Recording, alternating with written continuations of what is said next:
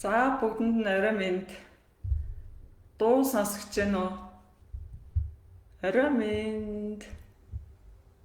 За амралтын өдрийн минь дуу сонсогч гэнэ үү? Гайгүй ахшгүй нэ тэ. Майк ажиллаж байгаа. За өнөөдөр маш сонирхолтой бөгөөд хэрэгтэй сэдвээр ярилцсанаа бүгдээрээ. Тэгэхээр муу зуршлаас яаж салах вэ?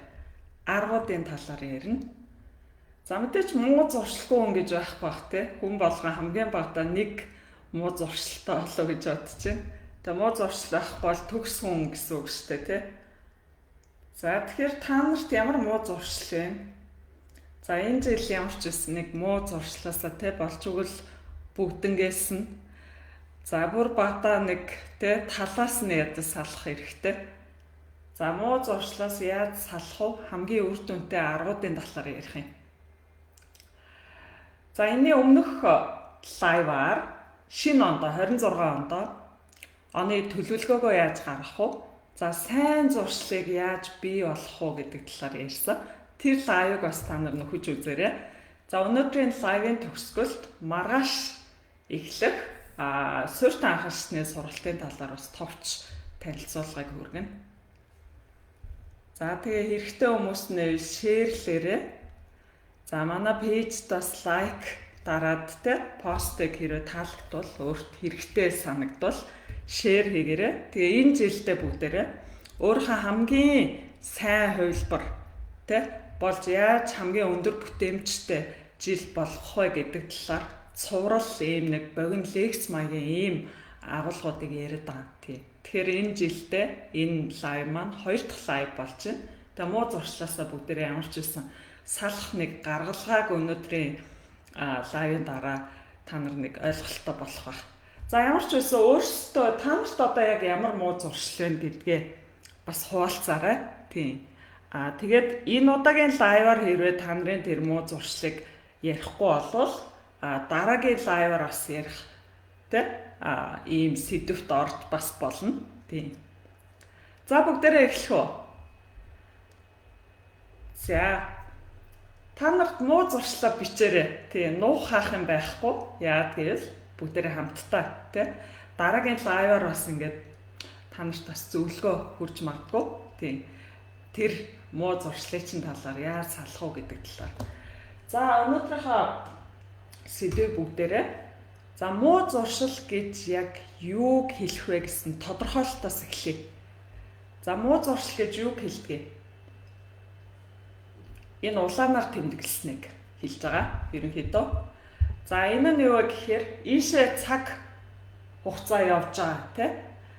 За тэгэхээр муу зуршил гэдэг нь түр хугацаанд за энд болохоор сэтгэл хөөрлийн хэмжээ. За босоо тэнхлэг нь болохоор одоо юу гэх юм сэтгэл баясах юм уу сэтгэл хөөрөх шүү за. За хэвтэй тэнхлэг нь болохоор хугацаа. За сэтгэл амьдралын одоо чанар одоо юу гэмтэй. За ямар ч байсан муу зуршил гэдэг нь сэтгэл зүй түр хугацаанд баясна. Ингээ амьдрал сайхан болж байгаа юм шиг мэдрэгдэнэ, тий? За тэр бол харамсалтай нь богино хугацаанд яг одоодоо л сэтгэл одоо баясдаг. Түр хугацаанд баясаад за тэгээд хугацаа өнгөрөх тусам амьдрал улам доошлж идэг. За энэ муу зуршил гэдэг нь түр хугацаанд яг нь биднэрт одоо сэтгэл хөөрөл юм баяслыг авчирдаг. Түр хугацааны баяслыг авчирдаг богино хугацаанд. За гэхдээ хугацаа өнгөрөх тусам одоо үр дүн амьдралд авчрах үр дагавар нь сөргөөр тэ амьдралыг одоо илүү хэцүү болгож идэг урт хугацаанд. Ийм зүйлийг муу зуршил гэж байгаа. Тэгэхээр та нарын одоо хийж байгаа зүйл чинь богино хугацаанд баясал хөөрөлтэй аж аргалтай юм шиг юм богино хугацаанд мэдрэмж төрүүлдэгч урт хугацаанд амьдралыг ч улам хэцүү болгодог тийм зүйлүүд байвал тэр бол муу зуршил гэсэн. За эсвэргээр нь сайн зуршил гэдэг нь юу гэсэн үг вэ? Сайн хүний амьдралыг урт хугацаанд улам өөдлүүлж, дээшлүүлж, дэвжүүлж, хөгжүүлж идэг зүйл бол юу гэхээр одоохондоо хийхэд аюу хэцүү. Өөрөөс нэлээд чармайлт шаарддаг. Тийм. Тэгэхээр амьдрал аюу хэцүү, ер нь те аюу хэцүү юм шиг санагддаг. Түр хугацаанд. А гэтэл хугацаа өнгөрөх тусам энэ амьдралыг одоо дээшлүүлж идэг, амжиргааг сайжруулж идэг, сэтгэлгээг хөгжүүлж идэг ийм зүйл байгаа. За энэ бол сайн зуршлын. Тэгэхээр сайн муу зуршлын ялгааг нь та нар харж байгаа. Энэс муу зуршил бол амьдралыг ирээдүйг улам хэцүү болгодог бол сайн зуршил одоохондоо магадгүй хэцүү санагдана, олон цагаар ажиллах шаардлага гарна. Гэхдээ энэ бол үргэлж амьдралыг шат ахиулж байгаа, сайжруулж байгаа юм хэлбэр. За энийг муу зуршил гэж байгаа. За өнөөдрийн бидний ярих хоёр муу зуршил байгаа. Гол муу зуршил. За эхнийх нь болохоор мэдээж утасны хэрэглээ, тэ? За утасны буруу хэрэглээ. За утсаа та нар ингээд энэ тэнд явж байхад дэлгүүрт ч юм уу. За тээврийн хэрэгслээр явж байгаа хүмүүсийг тэ ингээд харахад хоолоо идээ сууж байгаа хүмүүсийг харахад бүгд дэлгэцээр шагаагаастай байдаг штэ тэ утасны дэлгэцэн ингээд бүр наалтцсан юм шиг ингээд хоорондоо ч ярих завгүй ингээд сууждаг. За энэ бол утасны англиар болохоор mindless scrolling гэж байна. Утсаа одоо нөгөө утасны донтолт гэх юм үнийг явсны тийм юм болж байна гэсэн үг. За нөгөөх нь болохоор чихрийн хэрэглээ. За энэ бол эрүүл мэндэд мэдээж маш муугар нөлөөлдөг. За энэ хоёр муу зуршлын талаар ярих юм. За тэгэхээр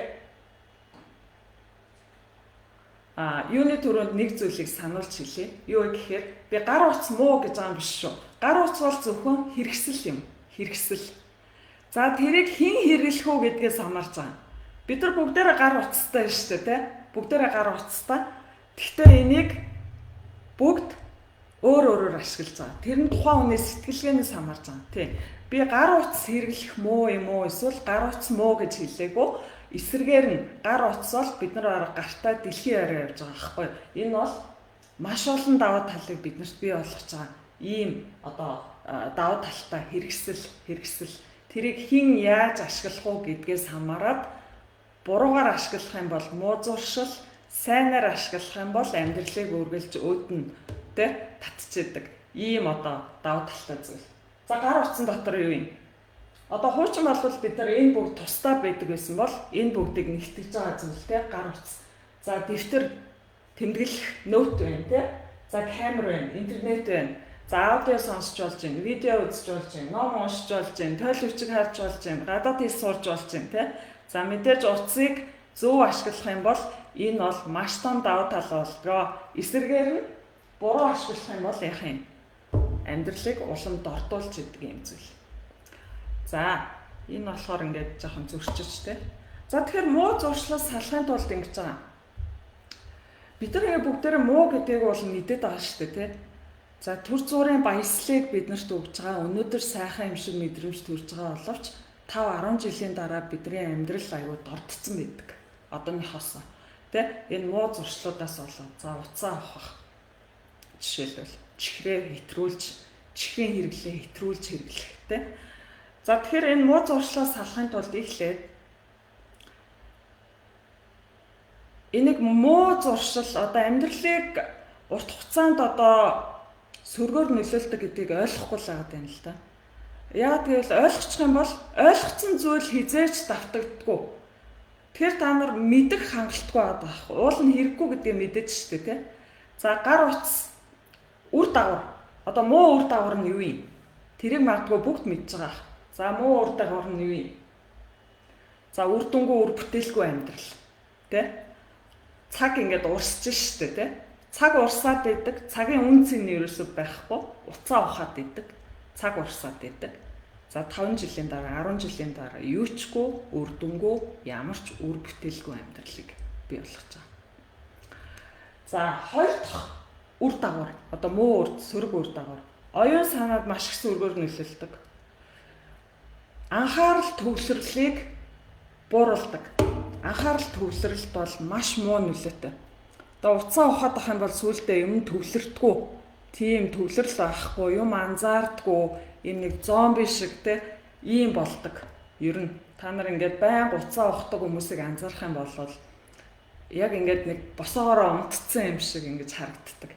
Юу ч анзаарахгүй, тэнд уцснаас өөр бодож байгаа юм те. Уул нь бол ингээд биднэрт хоёр нүд заяатсан ингээд юм анзаараад ажиглаад ингээд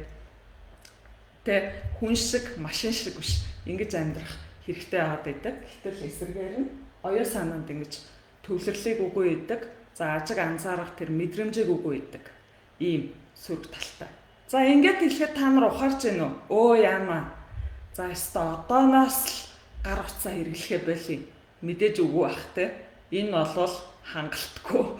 Яа гэвэл хүмүүс хизээ өөрчлөгддөггүй гэхээр өөрөө алдчихж маш том боломж алдчихж эсвэл маш том алдаа гаргаж иж гинт сэрдэг. Юу гэхээр энэ гар утсаа ухаад явуулсан надаа ерөөсөн миний амьдралд аюу муу байсан байх гэдгийг өнгөрсөн он ухаад. За тэгвэл бид нар уул нь ухаан яг ажиллаж ивэл энэ үр дүнгүй амьдрал, үр бүтээлгүй амьдралыг бүтээдэг гэдэг эргэн тойрны хүмүүсээс бусдын алдаанаас өөрийнхоосоо биш гэхэд бусдын алдаанаас уул нь хараад ухаарах хэрэгтэй байдаг тийм.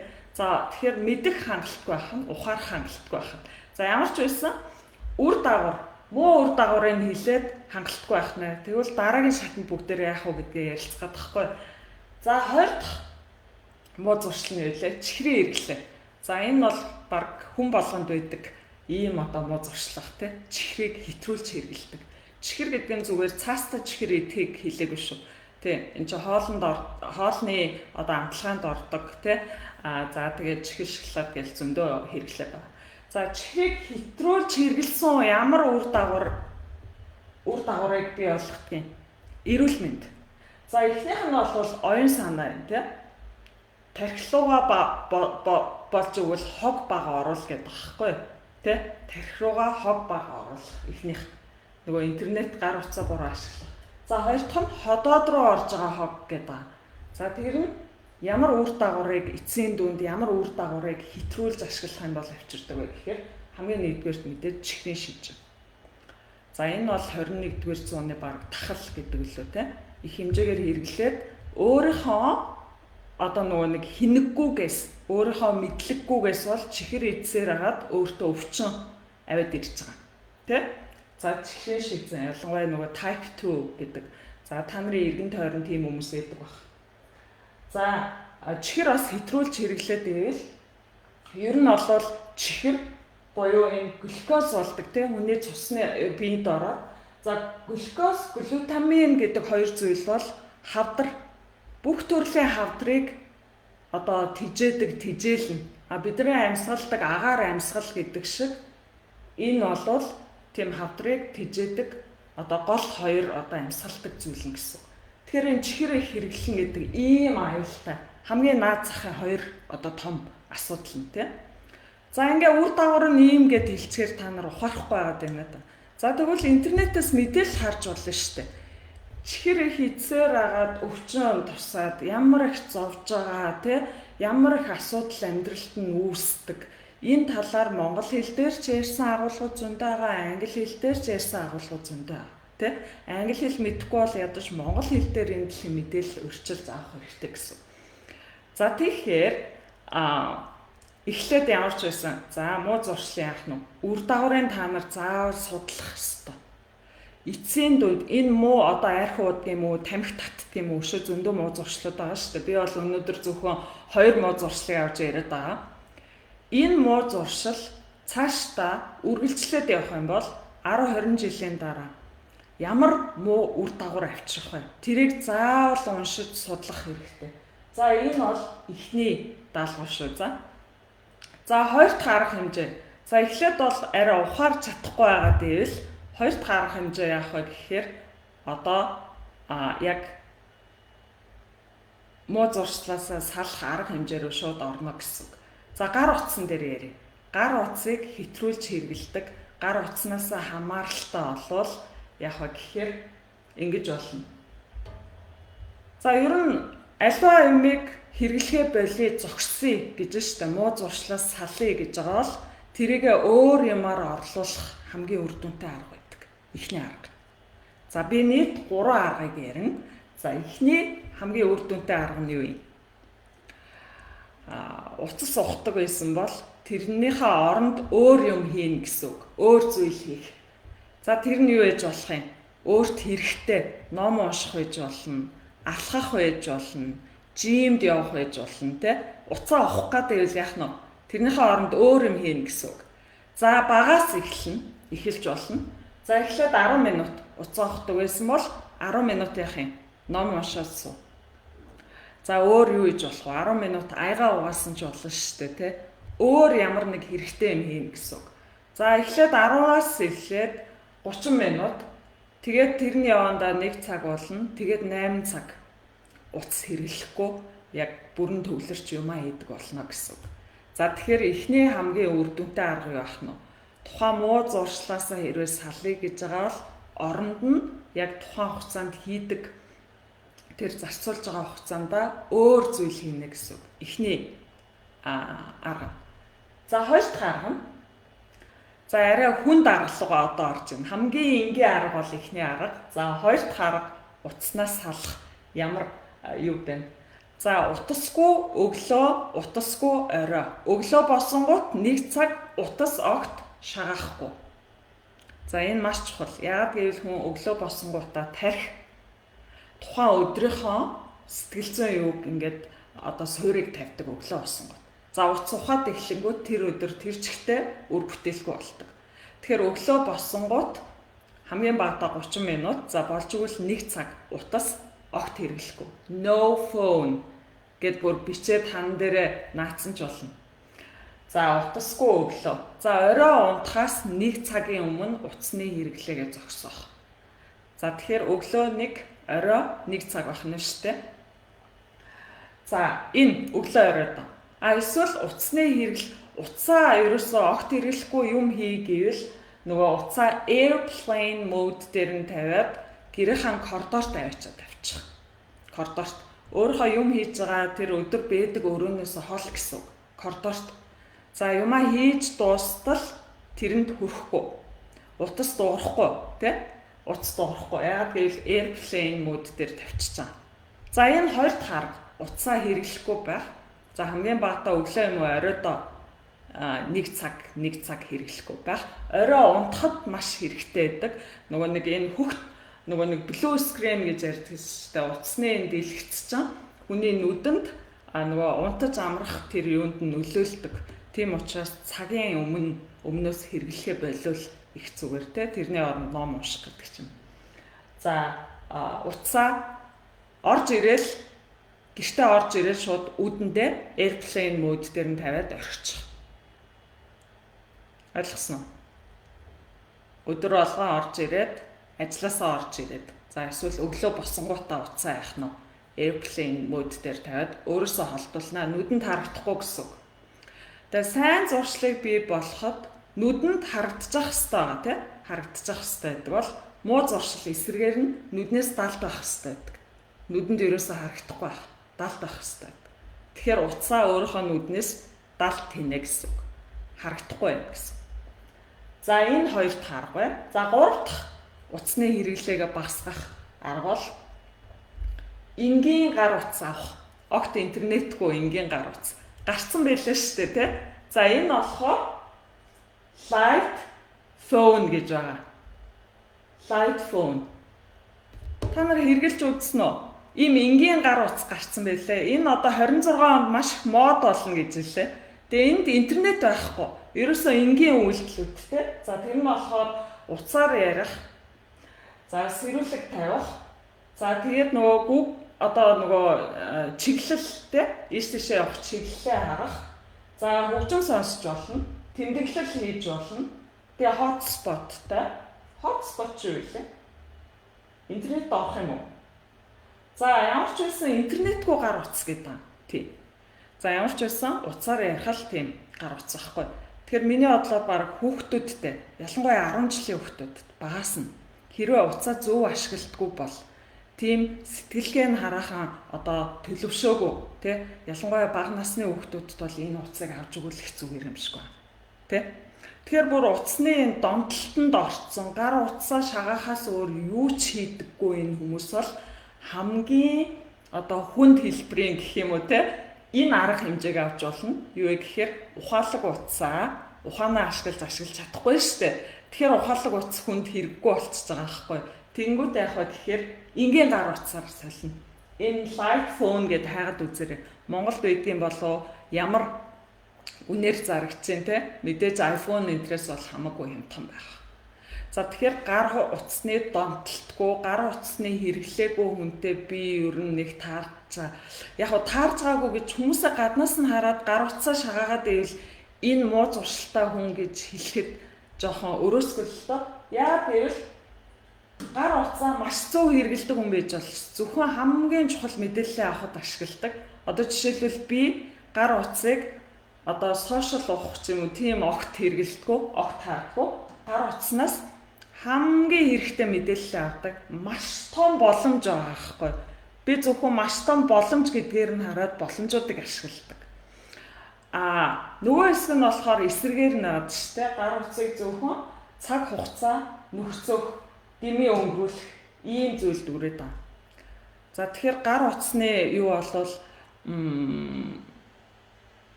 яг зөв гар утас ялангуяа 10 жилийн хүүхдүүд бол амар өстой маш муу сөргөөр нөлөөлж байгаа тий. Энэ бол ирээдүйн үр дагавар болвол маш үнэтэй олдож байгаа зүйл. Тэ багасаа ийм юмны донтолттой хүүхдийг том болоод гаргана гэдэг бол улам л хэцүү болно. Тэгэхээр багаас нь та нар ийм утас болж өгвөл хүүхдүүдтэй энэ энгийн утас одоо гараад ирсэн бэ. Тийм. Энэ зах зээлийн хэрэгцээгээд дагаад ийм гараад ирсэн биш тий. Тэгэхээр тэр гар утсын донтолттой гар утсаа буруу ашигладаг хүмүүс байвал яах аргагүй энэ утсыг ашиглаарай гэж зөвлөе тий. За хоёр дахь муу зуршил. За чихрийн хэрэглээг яаж багасгах вэ? Чихрээс яаж гарах вэ? Маш энгийн. Чихэр бол маш энгийн. Юу гэхээр эхнээсээ худалдаж авахгүй л бах. Тэгэхээр чихэр та нарын гэрт өөрөө гүүгээд ороод ирд юм уу? Хөрөгчин ч өөрөө гүүж орж ирдгүй үсттэй. Тэ? Чихэр бол яах юм? Эхнээсээ худалдаж авахгүй л бах. Нүдэнд ч харагдахгүй гэрт огт байхгүй юм гэсэн. Чихэр. За энэ нэг эхний дүрм. За дэлгүүрт ороод юм аммаар санагдаад бүр болохгүй байгаад ивэл оронд нь яах вэ гэхээр хар шоколад ч нөгөө хамгийн эсэн чихэр бахтай тийм яг ориг какаогаар хийсэн байдаг шүү дээ. Болж игэл 90% гин авал маш сайн. Тэгээ оронд нь шууд чихрээс гарна гэвэл жоохон хэцүү байх л та тий. Дийлэн хүмүүс яг өдөр болгон юм чихэрлэг юм гой юм идэхгүй ч гэсэн 7 хоногтоо бас нэлээ их идчихэд байдаг. Тэгээ хүний биед юм чихэр их хэмжээгээр ямар шаардлагагүй байдаг тий. Маш муу нөлөөтэй байдаг тий. За оронд нь яах нь хар шоколад аавна эсвэл жимсээр орлуулж болно. За байгалийн жимс чинь бас өөрөө чихэр штэ тий. Тэгэхээр бас тохируулж хэрэглэнэ. За зүгийн бал тий. Цэвэр одоо зүгийн бал. За одоо би жишээлбэл өглөө 10 гурил их зурдаг. Тэрэндээ зүгийн бал ашигладаг. Тийм. Тэндээсээ энэ чихрийнхаа хэрэгцээг ерөнхийдөө авчиж байгаа. Тэгээд хар шоколад хаяа авна. За өөр төрлийн чихэр ерөөсөө иддэггүй. Тэгээ энэ чихэр идэхээр болцохоор яах вэ гэхээр чихэр идэхээр ингээд дотор жоохон онцгой санагдаад муухай санагддаг болцдог. Хит юм хурц. Тэ? Тэгэхээр энэ чихрийн хэрэглээ ихтэй хүмүүс ах юм бол за нэгдүгээрт ямар үр дагаварт хүргэдэг вэ? Ямар муу нөлөөтэй урт хугацаанд тэ? Эрүүл мэндэ үгүй хийж байгаа өөрийнхөө гараар. За тэрийг би түрүү хэлсэн. За тэрийг ойлгоогүй бол яах нь шууд арга хэмжээ аваад ер нь эхнээсээ чихэр авахгүй 1 сар болоод үз. Чихрийн оронд юу хэрэглэхэ гэхээр ийм хэрэглэж болно гэж. За ингэж муу зуршлаас гардаг. Тийм. Тэгэхээр ерөөсөө хүн ингээд яагаад ходоод руугаа хог их хийдэг, өөрийгөө удирдах чадвар байхгүй байгаад энэ тэ ухаан яг бүрэн ажиллахгүй байгаад энэ гэсэн үг байхгүй. За тархи руугаа их хог хийж юм тэ интернет, сошиалын мэдээллийн ер нь 99% нь хог явж байгаа шүү тэ. За ялангуяа Монголд тэгээд үлдсэн 1% нь бол магадгүй алт шиг хэрэгтэй мэдээлэл байгаа. За тэрийг олж аавна гэдэг чинь нэлээд оюун ухаан шаардна. Тийм. Тэгэхгүй зүгээр харагцсан үзэгдсэн болгоны ингээд нөгөө scrolling гэж хэлдэг. Тэгэж үзээд авах юм бол оюун санаа бол маш сөргөөр нөлөөлдөг шүү. Тийм. Нэгдүгээр төвлөрөх чадваргүй болно. Ингээд цаашаа те юм анзаардгүй болно.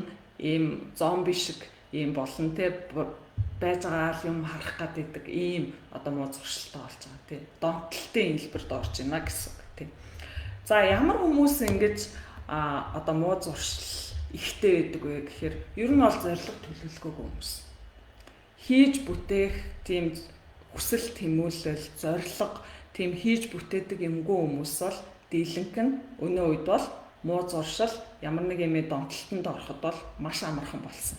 Тэ арх тамхи байна уу, гар утас байна уу, за чихэр байна уу, тэ ямар ч юм контролгүй. За хүн бол ер нь зориг тэмүүлэлтэй ийм бэжэж утга учиртай амьдардаг байх нэ. Тэгэхээр ер нь бол өглөө босоод өнөөдөр юу хийхээ мэдэхгүй ямар ч зорьсон тэмүүлсэн тийм зүйлгүй болвол янз бүрийн муу юмд давтаж өдрөө дэмий өрөх магадлал маш өндөр болоо явчихж байгаа. За тэгээд зориг хийх юмгүй юм чи юу вэ? Гар утсаа барьж байгаа шүү дээ. Зориг хийх юмгүй юм чи юу вэ? За шоудна. Зориг хийх юмгүй юм чи юу вэ? Нөгөө гой юм идмээр санагдана үсттэй, тэ? За тэгээд мэдээж нөгөө талаас яах вэ гэхээр энэ муу зуршлыг бий болгодог эдгээр зүйлүүд чинь ямар ч хүчин чармаалт шаарддаггүй, бэлэн, тэ? Яг гэвэл төр зуурын баяслыг өгöd байгаа штэ, тэ? Тэгээд тэгэхээр энэ нөгөө нэг энэ лөө донтож ингэж ороход айгүй амархан байдаг байхгүй. Нөгөө талаас зориг тэмүүлэлтэй авах бол мэдээж маш одоо хүнээс одоо хүчин чармаалт, тууштай байдлыг шаарддаг. За тэнгууд яах вэ гэхээр нөгөө өөрийгөө төр зуурт баясгах одоо өөрөөсөө зүгтах одоо юм янз бүрийн те төр зуртаа өөрийгөө баясгах ийм янз бүрийн хайгаад тэрийг хөөгөө явчихдаг. Ийм одоо сул талтай хүн гэдэг амтаа. Тэгэхээр энэ жилдээ болж өгвөл яах вэ гэхээр энэ англи хэл сураад ядаж нэг зориг төлөвлөгөө те нэг өөрийгөө нэг удирдах төвшөнд ямар нэг муу зуршлоо ингээд яваад орчихгүй те оюун тархиа ажилуулж сурахад гадаад хэл ашиглаж мэдээлэл авах маш чухал байдаг. Тэгэхээр англи хэл сурахаас эхлээрээ гэж зөвлөх гээд байгаа. Тийм. За тэгээд маргааш болохоор манай суурьтай анхан шатны сургалт эхлэж байгаа. За энэ сургалтын талаар товч танилцуулга хүргэе. За та нарт энэ муу зуршлын талаар өөр юу бэ нөө? Та нар одоо ямар муу зуршилтай хүмүүс вэ? Цаг хугацаа тийм үр хүүхдээ муу үлгэр дуурайл болоод болсон болоогүй юм үзэж хөдөлгөөний хомсдолд орж ийн рекламаар харсан амттай болгоно авч иж чинь харин 10 жилийн хүүхдүүд маш том асуудал болж байгаа. Үүдэнд нь түүц ажилтдаг те ингээл ерөөсө хаа явсан газар нь хамгийн хямдхан чихэр бичэн дүүрэн бийждэг. Тэгээд ерөөсө ямар ч контролгүй ингээ багасаа идээс сурчиж байгаа. Тэр багасаа идээс сурсан юмыг болиулах амар хэцүү байдаг. Бидний үед чинь нөгөө юм ховор үед тийм чихэр бичэн идэж өсөөгүй болохоор одоо ч тийм юм ерөөсөө иддэггүй. Би ер нь энэ амьдралдаа ер нь их тийм чихэр бичэн идэж байгаагүй. Тийм.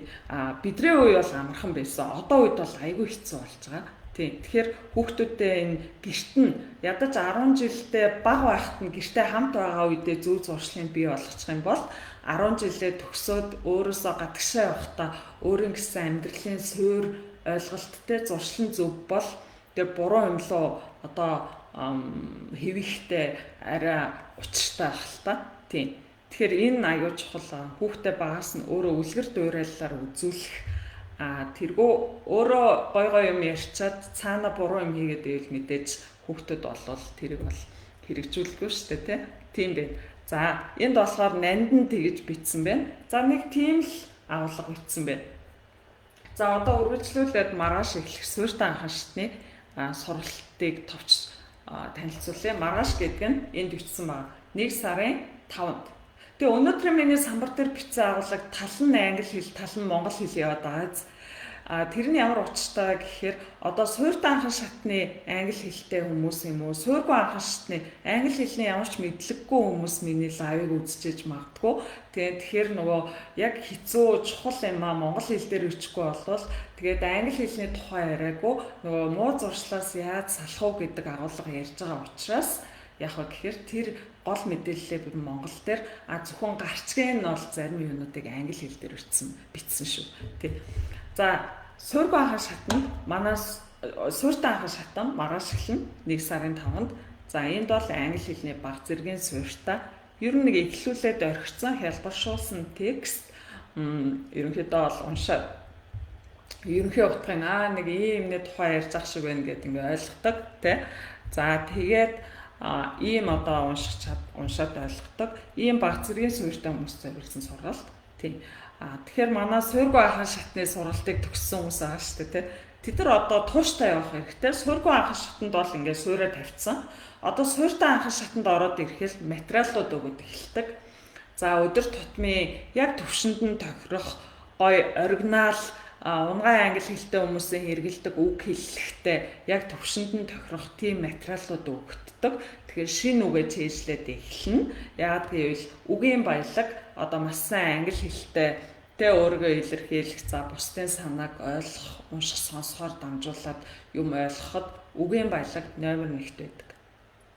За үгээ яаж чийжлэх үү гэдгээс л эхэлнэ шүү дээ, тэ. Тэгэхээр энэ нөгөө үг чийжлэх хамгийн үр дүнтэй арга. За тэгээд тэр англи хэлний унших, сонсох, ярих үеч суурь чадваруудыг дараагийн түвшинд аваачдаг ийм одоо анхан шатны суурьтай ийм одоо сургалт байгаа. За суурьтай анхан шатны дараагийн сургалт нь манай нөгөө мастер класс брэнд сургалт байгаа тийм. Тэгээ брэнд сургалт бол хамгийн чухал сургалт байдаг. Тэрэнд бол заавал хамрагдах хэрэгтэй. За тэрний урдах бэлтгэл анги нь болохоор энэ elementary энэ анги байгаа. Тэгээд маргааш эхлэхтэй. Та бүхэн яг одоо амж бүртгүүлээд за энэ ондоо ямар ч байсан багтаад маш мундаг англи хэлтэй болох бүрэн боломжтой. За тэр боломжийг манай сургалтууд бол бүрэн олгож байгаа. Мэргэжлийн өндөр түвшинд бэлдсэн.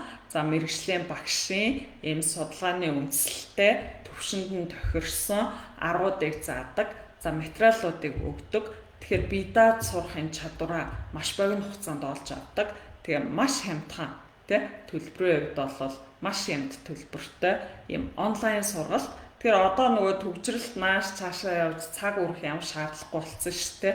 Бага газраасаа тэгэл өглөө болгоно 9 цагт ингээл танхимд очоод сургалц англи хэл сурах гэдэг явж ах үедээ тий тийм цаг завтай хүн тэгээд төвжрэлт хамаг цагаа өнгөрөөн тийм хүмүүс бол ер нь бол айгүй ховор агаах. Тэгэхээр энэ онлайн сургалт бол тэр англи хэлний суурь аюулсан тавих юм боломжийг олгож байгаа. Тий. За тэгээд амж бүртгүүлээрээ тэр мэдээллийг товч хүргэе гэж бодсон. За тэгээ ямар ч байсан зуршил муу зуршлаасаа бүгдээрээ салах эхний алхмаа маргаашнаас хийж эхлээрээ.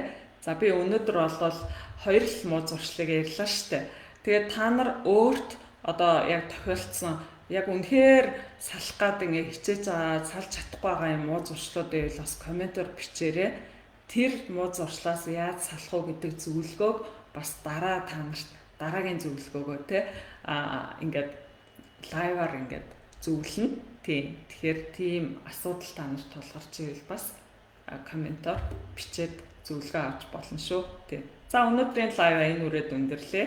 Бүгдэнд нь амжилт хүсье. За энэ жилдээ ямар ч байсан муу зуршлаасаа салж сайн зуршлыг бий болгож тэгээ мундаг англи хэлтэй болох ийм боломжийг л хангах гэдэг. Тэгэхээр хамтдаа тий манай пэйжийг дагаарай, лайк дараарай, шеэр хийгээрэй. Тэгээд хүмүүст ингээд шеэрлэх юм бол за энэ агуулга ерөнхийдөө хэрэгтэй юм байна. Тэгвэл цаашд энийг голчлон бас бэлдэж хүргэе гэсэн тийм сэтлийг авч байгаа. Тий. Тэргөө хүмүүс олныг сонирхгүй ч юм уу, хэрэггүй ч юм уу, ойлгоогүй ч юм уу тийм байх юм бол шал өөр агуулгууд бэлдэнэ. Тий. Өөр бас маш завгүй байдаг. Тийм. Тэгэхээр нөгөө дараагийнхаа өөр ажлуудыг хийнэ гэсэн.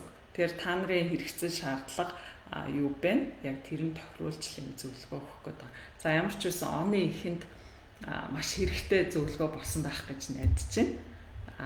Тийм. Тэмүүлэн сургалтууд байгаа. Тийм. Манайд бүх төвшний сургалт явж байгаа. За би маргааш эхлэх суурьтай анхан шатны сургалтын л танилцуулгыг хүргэлээ. Тийм. Суурьгүй анхан шатны сургалтанд бас бүртгүүлээд хамрагдаж болно.